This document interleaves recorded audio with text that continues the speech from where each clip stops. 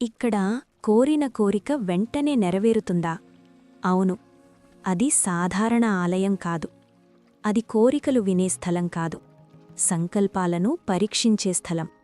ఆ ఆలయం ఆంధ్రప్రదేశ్ ప్రకాశం జిల్లా దర్శి మండలంలో ఉన్న శ్రీ సంకల్పేశ్వరస్వామి ఆలయం. గ్రామం పేరు కొంటపల్లి.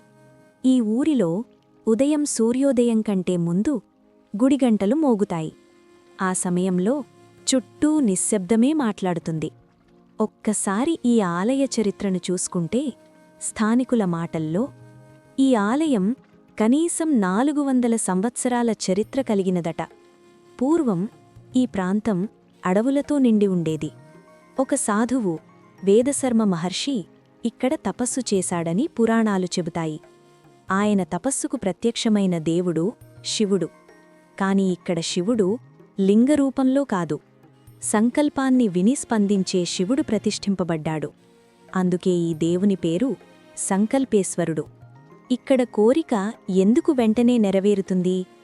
ఇక్కడ అడిగేది కోరిక కాదు, ఇక్కడ అడిగేది మనసు మాట. నిజమైన మనస్సుతో ఎటువంటి ప్రదర్శన లేకుండా ఒక్క సంకల్పం చేస్తే కాలం ఆలస్యం చెయ్యదు. చాలామంది భక్తులు చెబుతారు, మేము పూజ కూడా చెయ్యలేదు, మాట కూడా ఎక్కువగా మాట్లాడలేదు, గుడిలో నిలబడి కన్నీళ్లతో ఒక్క మాట చెప్పాం, అంతే. నెల తిరగకముందే సమాధానం వచ్చింది. కాని ముఖ్యంగా ఒక హెచ్చరిక ఉంది. ఈ ఆలయంలో అహంకారంతో అడిగితే దేవుడు కోపపడడు, శిక్షించడు. కాని మౌనం మాత్రమే సమాధానం. ఎన్ని దీపాలు వెలిగించినా, ఎన్ని అభిషేకాలు చేసినా మనసులో నిజం లేకపోతే ఈ గర్భగుడి స్పందించదు.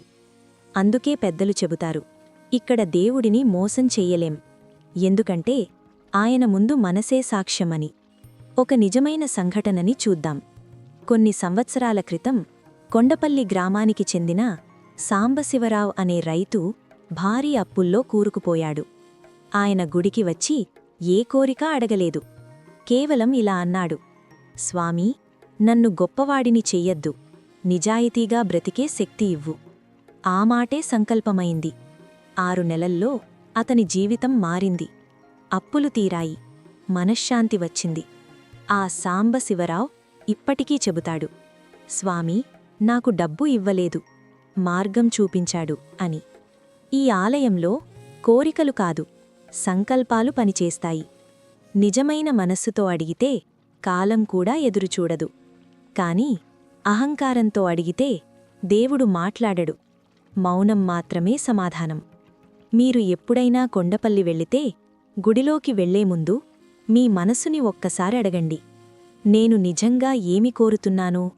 అదే ఈ ఆలయానికి కావలసిన ఏకైక అర్పణ. ఓం నమఃశివాయ.